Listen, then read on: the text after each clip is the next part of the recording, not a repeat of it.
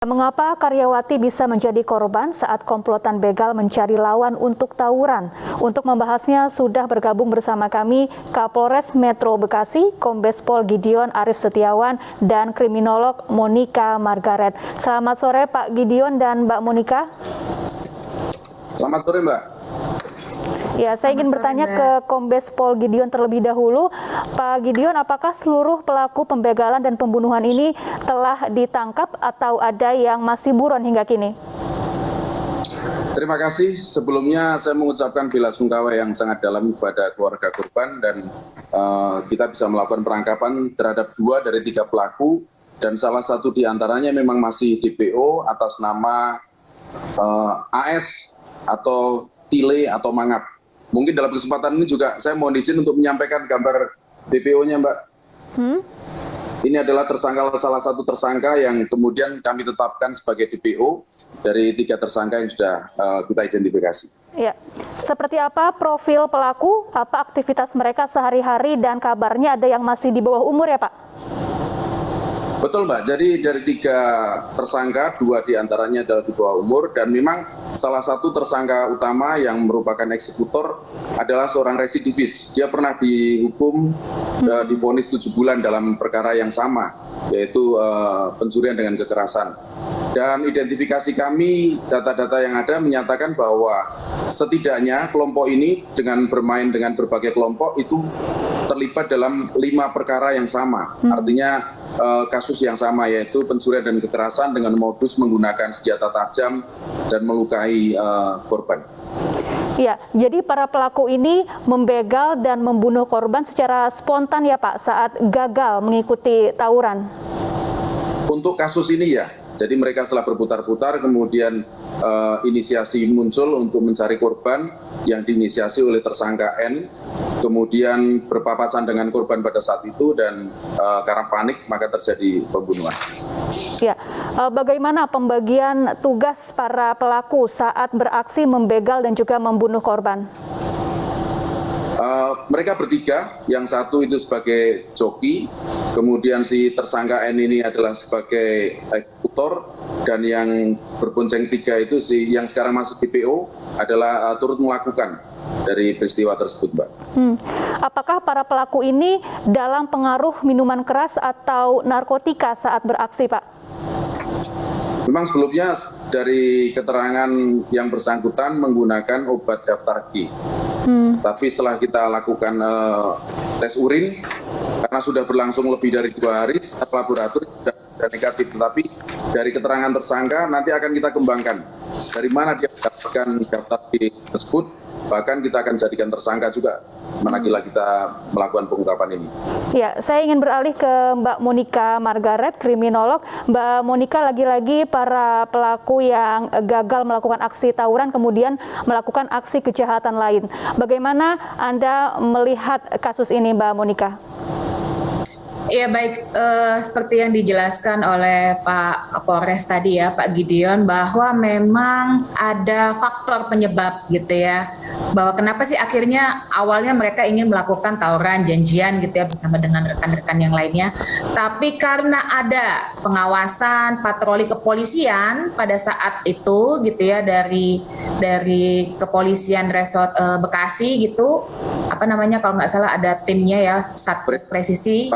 Ya Pak, izin patroli presisi. Ya. Jadi itu mengurungkan niat para pelaku ya untuk melakukan aksi tawurannya. Nah akhirnya mereka melipir sedikit bahasanya gitu ya Mbak ya, sambil menunggu patroli yang dilakukan oleh petugas kepolisian itu selesai, mereka menunggu. Nah pada saat mereka menunggu itu akhirnya mereka mendapatkan kembali ada satu kesempatan, ada satu kondisi gitu di mana ternyata ada target kejahatan yang mereka bisa lakukan pada saat itu. Kenapa? Tadi dijelaskan oleh Pak Gideon tadi bahwa mereka sebelumnya mengkonsumsi sejenis narkotika. Nah, jadi ini reaksinya kan efeknya kan ada durasinya gitu ya Mbak ya. Yang tadinya mereka bersiap untuk melakukan tawuran, mereka akhirnya sudah menyiapkan segala rencana dengan baik gitu ya, tapi efek tapi kondisi di lapangan tidak memungkinkan mereka untuk melakukan aksi tawuran, tapi efek penggunaan obat-obatannya tadi kan masih berlangsung gitu. Jadi mereka masih punya semacam rasa, masih punya tekanan untuk kembali melakukan aksi kejahatannya. Ya, gitu, Mbak. Jadi dipengaruhi karena tadi penggunaan obat-obatan tadi ya. Ya, selain penggunaan obat-obatan terlarang, faktor-faktor apa saja yang membuat seseorang atau remaja nekat melakukan aksi kekerasan seperti ini? Ya, kalau kita lihat di kasus ini gitu ya, bahwa memang kita lihat dulu mereka ini latar belakangnya seperti apa sih para pelaku kejahatan ini gitu ya. Yang saya lihat bahwa mereka memang biasa untuk melakukan aksi kekerasannya secara bersama-sama gitu ya Mbak ya. Biasanya kenapa? Karena mereka punya rasa kebersamaan, mereka teman nongkrong bareng gitu. Dan mereka tidak punya kesempatan untuk melakukan interaksi sosial yang sesuai dengan norma-norma yang berlaku di masyarakat. Kenapa Mbak? Karena mereka sudah termarginalkan tengah-tengah masyarakat. Kenapa? Bisa dilihat bahwa tadi ternyata mereka berinteraksi, membentuk kelompok yang tujuannya untuk melakukan misalnya sekedar mau serius, kejahilan, kenakalan sampai pada tingkat kejahatan. Nah, lantas kita lihat dulu profil masing-masing para pelaku kejahatan. Tadi sudah disampaikan oleh Pak Kapolres juga bahwa ada yang merupakan residivis gitu ya. Nah, kenapa akhirnya bisa sampai menjadi residivis gitu? Karena kemungkinan besarnya dan dari hasil penelitian yang banyak dilakukan juga, kenapa orang bisa menjadi residivis? Karena setelah keluar dari lembaga pemasyarakatan gitu ya, mereka tidak mendapatkan kesempatan yang normal di tengah-tengah masyarakat untuk melanjutkan kehidupannya gitu. Ya. Kita lihat dulu lantas bagaimana penerimaan dari kita nggak misalnya nggak langsung bicara masyarakat secara luas gitu ya, tapi keluarga, bagaimana penerimaan keluarga terhadap mantan narapidana misalnya, menerima atau tidak? Ternyata tidak gitu ya, dan akhirnya si mantan narapidana ini akhirnya kembali lagi melakukan aksi kejahatannya. Karena apa? Karena dia butuh keberlangsungan hidupnya gitu Mbak, sedangkan dia tidak punya akses gitu ya, tidak punya kesempatan untuk meraih struktur-struktur sosial yang ada di tengah-tengah masyarakat. Mereka nggak punya misalnya gitu ya jaminan pendidikan, mereka nggak punya keterampilan gitu. Akhirnya mereka cari jalan pendek gitu ya, berpikir pendek untuk melakukan kejahatan aja yang simpel gitu, dan mereka anggap itu menguntungkan bagi mereka. Berpikirannya hanya sampai sesimpel itu saja Mbak. Ya. Apakah ini juga karena hukuman yang diterima oleh mantan narapidana ini tidak menimbulkan efek jera dan proses pembinaan yang diterima di lembaga pemasyarakatan tidak berhasil begitu Mbak? Kita nggak bisa langsung mengeneralisir gitu ya, bahwa ternyata gitu ya penghukuman yang dilaksanakan di lembaga pemasyarakatan tidak membuat efek jera. Padahal itu tujuan penghukuman gitu ya. Tapi kita lihat sebenarnya seperti apa mereka melaksanakan penghukumannya di dalam lapas gitu. Pembinaannya seperti apa? Bisa nggak mereka menyesuaikan diri juga gitu ya Mbak? Artinya ini juga perlu perhatian nanti. Bagaimana pembinaan penghukuman di dalam lapas itu efektif dan efisien gitu ya bagi mungkin para narapidana dengan kategori usia misalnya, atau para narapidana dengan kategori kejahatan tertentu misalnya Mbak ya. Apalagi ini kan mereka kategori remaja dewasa awal gitu ya, yang masih secara emosional, psikologis gitu ya, mereka masih labil, masih mencari jati diri, masih mencari keberdayaannya seperti apa gitu ya. Nah, lantas kalau ternyata penghukumannya di dalam lapas tidak berlangsung dengan baik, tidak menimbulkan efek yang atau implikasi yang efektif dan efisien gitu ya, terkait perubahan tingkah laku yang tadinya dari jahat menjadi konformis kembali gitu ya Mbak ya. Nah, kalau ini tidak terjadi berarti ya ada permasalahan di dalam proses penghukuman yang dijalani oleh mereka di dalam lembaga pemasyarakatan. Ya, Pak Gideon, kemudian bagaimana upaya kepolisian untuk meningkatkan keamanan di lokasi agar peristiwa serupa tidak terulang, mengingat banyak warga terutama karyawan pabrik yang kerap melintas di malam hari terutama Pak? Baik Mbak, memang kami melakukan dengan dua strategi. Yang pertama adalah strategi pencegahan yang sering disebut sebagai preventive strike. Jadi kenapa patroli presisi tadi hadir ketika anak-anak ini nongkrong, sebetulnya tidak hanya membubarkan. Kami juga melakukan upaya-upaya pencegahan dini berupa represif terbatas, Mas ya. Jadi mereka sering kongko-kongko nongkrong itu sudah ada yang minuman keras, ada membawa senjata tajam begitu. Ini tidak segera kita bubarkan, tapi kita kumpulkan, kemudian kita pilih, kita lokalisir mana yang kemudian memang harus kita lanjutkan dengan tindak pidana represif secara terbatas, atau yang cukup pembinaan. Kemudian kita panggil orang tuanya. Itu berbagai cara itu sudah kami lakukan berulang-ulang.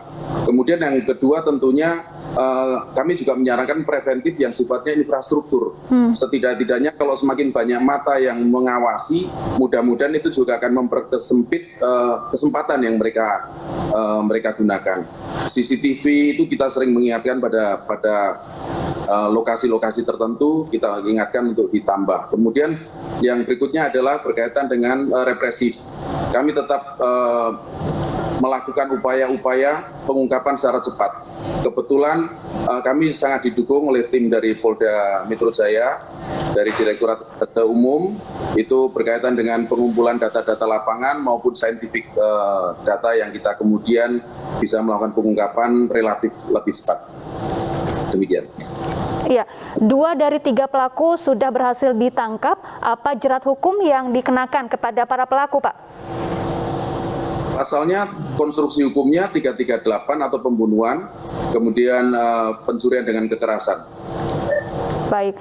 Hukumannya 15 tahun, Mbak, untuk pembunuhan.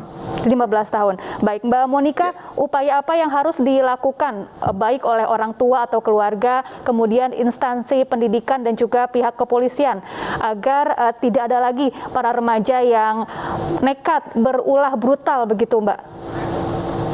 Iya, pada dasarnya kalau upaya pencegahan gitu ya yang bisa dilakukan oleh keluarga, terutama orang tua terhadap mencegah terjadinya tindakan anak menjadi pelaku kejahatan atau anak, istilahnya anak melakukan kenakalan gitu ya Mbak ya, dimulai dari berbagai macam terkait dengan pengawasan, disiplin, pengawasan orang tua, disiplin orang tua terhadap anak. Kemudian juga tidak hanya memberikan pengawasan dan disiplin, tapi bagaimana juga orang tua memberikan perhatian kepada anak dan juga kasih sayang gitu ya. Artinya harus ada kedekatan antara ayah dengan anak, antara ibu dengan anak, antara anak dengan anggota keluarga yang lain. Jadi dari situ bisa mengontrol gitu ya, mengetahui bahwa tindakan atau perilaku anak sehari-hari seperti apa sih. Apakah anak tersebut ada kecenderungan melakukan perilaku yang abusif, atau apakah anak tersebut cenderung introvert, ataukah anak tersebut justru bisa gitu ya melakukan atau mencontoh atau mempelajari tindakan-tindakan kejahatan justru dari tengah-tengah keluarga. Nah itu yang perlu diperhatikan terkait dengan pencegahan dari keluarga tadi ya, dari orang tua. Nah kemudian kalau dari institusi pendidikan justru ini akan menjadi suatu perhatian gitu ya, di mana di dalam kondisi pandemi ini, karena kita juga masih melaksanakan sistem pendidikan dengan belajarnya masih ada online dan offline gitu ya Mbak ya. Jadi ini perlu diperhatikan bagaimana akhirnya memaksimalkan peran pendidikan di dalam mengontrol tingkah laku anak gitu. Nah satu lagi Mbak, untuk kepolisian.